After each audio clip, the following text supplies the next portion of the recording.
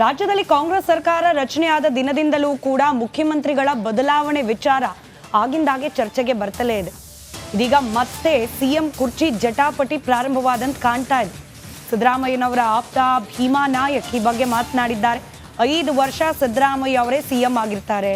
ಕೆಲವರು ಮಾತನಾಡ್ತಿದ್ದಾರೆ ಚುನಾವಣೆ ನಂತರ ಹಾಗಾಗತ್ತೆ ಹೀಗಾಗತ್ತೆ, ಸರ್ಕಾರ ಬೀಳುತ್ತೆ, ಮುಖ್ಯಮಂತ್ರಿ ಬದಲಾಗ್ತಾರೆ ಅಂತ ಹೇಳಿ. ಆದರೆ ಅದೆಲ್ಲವೂ ಕೂಡ ಭ್ರಮೆ, ತಿರುಕನ ಕನಸು. ಸಿದ್ದರಾಮಯ್ಯ ಅವರೇ 5 ವರ್ಷ ಸಿಎಂ ಆಗಿ ಮುಂದುವರಿತಾರೆ ಅಂತ ಕೆಎಂಎಫ್ ಅಧ್ಯಕ್ಷರು ಆಗಿರುವ ಭೀಮಾ ನಾಯಕ್ ಹೇಳಿಕೆ ನೀಡಿದ್ದಾರೆ. ಯಾರು ಹೇಳಿದ್ಯಾರು? ಇದು ಬಿಜೆಪಿ ಅವರು JDS ನವರು ತಿರುಕನ ಕನಸನ್ನು ಕಾಣ್ತಾ ಇದ್ದಾರೆ. ಇದು ತಿರುಕನ ಕನಸು. JDSನವರಿಗೆ BJPನವರಿಗೆ ಕಾಂಗ್ರೆಸ್ ಪಕ್ಷವನ್ನು ಟಚ್ ಮಾಡ್ತಕ್ಕಂಥದ್ದು ಯಾವುದೇ ಥರದ ಶಕ್ತಿ ಅವ್ರ ಹತ್ರ ಇಲ್ಲ. ಒಬ್ಬ ನಮ್ಮ ಶಾಸಕರು ಕೂಡ ಯಾರು ಕೂಡ ಅಂಥ ತೀರ್ಮಾನ ತೊಳ್ತಕ್ಕಂಥ ಒಬ್ಬ ನಮ್ಮ ಶಾಸಕರಿಲ್ಲ. ಭಾಳ ಪ್ರಾಮಾಣಿಕವಾಗಿ ನಮ್ಮ ಪಕ್ಷದಲ್ಲಿರ್ತಕ್ಕಂಥ ಪ್ರಾಮಾಣಿಕ ಶಾಸಕರಿದ್ದಾರೆ. 5 ವರ್ಷ ನಮ್ಮ ಸರ್ಕಾರ ಕರ್ನಾಟಕ ರಾಜ್ಯದಲ್ಲಿದೆ. ಜನಾದೇಶ ಇವತ್ತು ತೀರ್ಪು ಕೊಟ್ಟಿದೆ. ನಮಗೆ 135 ಸ್ಥಾನ ಗೆಲ್ಲಿಸಿದೆ. ಜನರು ನಮಗೆ ಆಶೀರ್ವಾದ ಮಾಡಿದ್ದಾರೆ. 5 ವರ್ಷಗಳ ಕಾಲ ಸನ್ಮಾನ್ಯ ಸಿದ್ದರಾಮಯ್ಯನವರು ಮುಖ್ಯಮಂತ್ರಿ ಆಗಿರ್ತಾರೆ. ನಮ್ಮ ಸರ್ಕಾರ ಸುಭದ್ರವಾಗಿ ಇರುತ್ತೆ. ಇದೇ ಪ್ರಕರಣಕ್ಕೆ ಸಂಬಂಧಪಟ್ಟಂತೆ ಪೆನ್ ಡ್ರೈವ್ ಪ್ರಕರಣದ ತನಿಖೆಗೆ ತೊಡಕಾಗಬಹುದಾ ಅನ್ನೋದು ಪ್ರಶ್ನೆ. ಕಾರಣ ಪ್ರಕರಣದ 2 ಪ್ರಮುಖ ಆರೋಪಿಗಳ ನಾಪತ್ತೆಯಾಗ್ಬಿಟ್ಟಿದ್ದಾರೆ. ಆರೋಪ ಹೊತ್ತಿರುವ ವ್ಯಕ್ತಿ ಪ್ರಜ್ವಲ್ ರೇವಣ್ಣ ಕೂಡ ಎಸ್ಕೇಪ್ ಆಗಿದ್ದಾರೆ. ಆರೋಪ ಮಾಡಿರುವ ವ್ಯಕ್ತಿ ಕಾರ್ತಿಕ್ ಕೂಡ ಪರಾರಿಯಾಗಿದ್ದಾರೆ. ಪ್ರಮುಖ ಆರೋಪಿಗಳು ಇಲ್ಲದೆ ಎಸ್ಐಟಿ ತನಿಖೆಗೆ ಹಿನ್ನಡೆ ಆಗುವ ಸಾಧ್ಯತೆಗಳು ಇದೆ ಅಂತ ಹೇಳಲಾಗ್ತಾ ಇದೆ. ಒಂದೆಡೆ ಸಂತ್ರಸ್ತೆಯರ ವಿಡಿಯೋ ಹಂಚಿಕೆ ಆಗ್ತಾ ಇದೆ. ಇನ್ನಷ್ಟು ಸಂತ್ರಸ್ತೆಯರು ಬಂದು ದೂರು ಕೊಡುವ ಸಾಧ್ಯತೆ ಕೂಡ ಇದೆ. ಈ ಮಧ್ಯೆ ಪ್ರಮುಖ ಆರೋಪಿಗಳು ಇಲ್ಲದೆ ನಡಿ ಈಗ ಶುರು ಮಾಡೋಣ.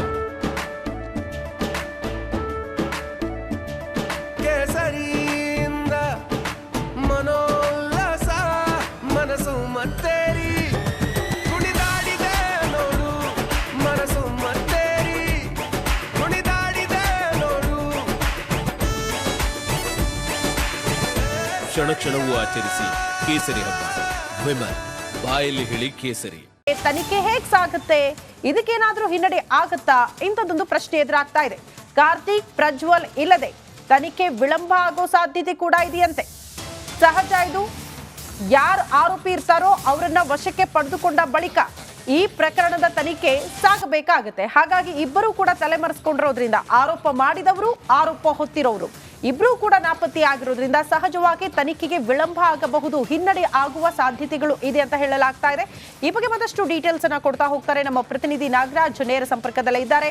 ನಾಗರಾಜ್, ಪ್ರಮುಖ ಆರೋಪಿಗಳು ಅಂದ್ರೆ ಒಬ್ರು ಆರೋಪ ಮಾಡಿದವರು, ಮತ್ತೊಬ್ರು ಆರೋಪ ಹೊತ್ತಿರೋರು, ಇಬ್ರು ಕೂಡ ಇಲ್ಲದೆ ತನಿಖೆಗೆ ಹಿನ್ನಡೆ ಆಗುವ ಸಾಧ್ಯತೆಗಳು ಎಷ್ಟರ ಮಟ್ಟಿಗೆ ಇರುತ್ತೆ? ಕಾರ್ತಿಕ್ ಕೂಡ ಇಲ್ಲ ಆರೋಪಿನೇ. ಅಂದ್ರೆ ಈ ವಿಡಿಯೋಗಳು ಲೀಕ್ ಆಗ್ಲಿಕ್ಕೆ ಕಾರಣ ಕಾರ್ತಿಕ್ ಅಂತ ಹೇಳಲಾಗ್ತಾ ಇರೋದ್ರಿಂದ ಇಬ್ರು ಆರೋಪಿಗಳೇ. ಶ್ರುತಿ, ಇಬ್ರು ಆರೋಪಿಗಳು, ಅವರಿಬ್ರು ಕೂಡ ಅಪ್ಸ್ಕಾಂಡ್ ಆಗಿರೋದ್ರಿಂದ, ಪರಾರಿ ಆಗಿರೋದ್ರಿಂದ ಎಷ್ಟು ಮಟ್ಟಿಗೆ ಹಿನ್ನಡೆ ಆಗಬಹುದು ಅಂತ ತನಿಖೆಗೆ?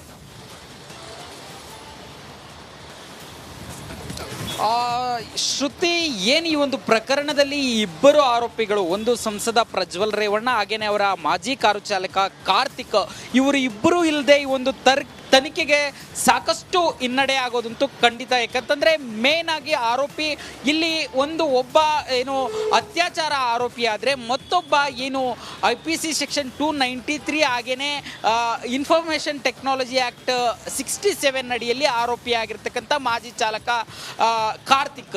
ಇವರಿಬ್ಬರು ಇಲ್ಲದೆ ಈ ಒಂದು ತನಿಖೆ ಸಂಪೂರ್ಣ ಆಗೋದಿಲ್ಲ. ಅಲ್ಲದೆ ಇವರಿಬ್ಬರು ತಪ್ಪಿಸ್ಕೊಳ್ಳೋದ್ರಿಂದ ಈಗ ಬಂಧಿತರಾಗಿರ್ತಕ್ಕಂಥ HD ರೇವಣ್ಣ ಅವರಿಗೆ ಮತ್ತಷ್ಟು ಸಂಕಷ್ಟ. ಯಾಕಂದ್ರೆ ಈ ಪ್ರಕರಣಕ್ಕೆ ಸಂಬಂಧಿಸಿದಂತ ಇಬ್ಬರು ಪ್ರಮುಖ ಆರೋಪಿಗಳ ಬಂಧನ ಆಗಿಲ್ಲ.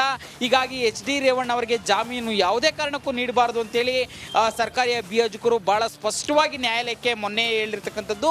ಇದು ರೇವಣ್ಣಗೆ ಸಂಕಷ್ಟ ತಂದುಕೊಡೋದು ಒಂದು ಕಡೆ ಆದರೆ, ತನಿಖೆ ಏನು ನಡೀತಾ ಇದೆ ಇದರಲ್ಲಿ ನಿಜಕ್ಕೂ ಈ ವಿಡಿಯೋ ಚಿತ್ರೀಕರಣ ಆಗಿದ್ದು ಹೇಗೆ ಅನ್ನೋದು ಆರೋಪಿಯಿಂದ ತಿಳಿದುಕೊಳ್ಬೇಕು. ಜೊತೆಗೆ ಈ ವಿಡಿಯೋಗಳು ಇಷ್ಟು ಸರ್ಕ್ಯುಲೇಟು, ಇಡೀ ದೇಶಾದ್ಯಂತ ಇವತ್ತು ವಿಡಿಯೋಗಳು ಓಡಾಡ್ತಾ ಇದ್ದಾವೆ. ಸಾಕಷ್ಟು ಮಹಿಳೆಯರ ಗೌರವ ಘನತೆಗೆ ಧಕ್ಕೆ ಆಗಿದೆ. ಸಾಕಷ್ಟು ಕುಟುಂಬಗಳಲ್ಲಿ ಭಿನ್ನಾಭಿಪ್ರಾಯಗಳು ಶುರುವಾಗಿದೆ. ಇಷ್ಟು ಮಾನಹಾನಿಯನ್ನು ಮಾಡಿದಂಥ ಈ ವಿಡಿಯೋಗಳನ್ನು ಹೊರಗೆ ಬಿಟ್ಟಿದ್ದು ಯಾರು ಅಂತೇಳಿ ಕಾರ್ತಿಕ್ಕಿಂದ ಗೊತ್ತಾಗಬೇಕು. ಈಗಾಗಲೇ ಏನು SIT ಇಂದ ಪ್ರಜ್ವಲ್ ರೇವಣ್ಣ ವಿದೇಶದಲ್ಲಿದ್ದರೂ ಸಹ ಒಂದು ಬ್ಲೂ ಕಾರ್ನರ್ ನೋಟಿಸ್ ಮುಖಾಂತರ ಆತ ಎಲ್ಲಿದ್ದಾನೆ ಅಂತೇಳಿ ಲೊಕೇಟ್ ಮಾಡಲಿಕ್ಕೆ ಮಾಹಿತಿಯನ್ನು ಕೇಳಿರ್ತಕ್ಕಂಥದ್ದು.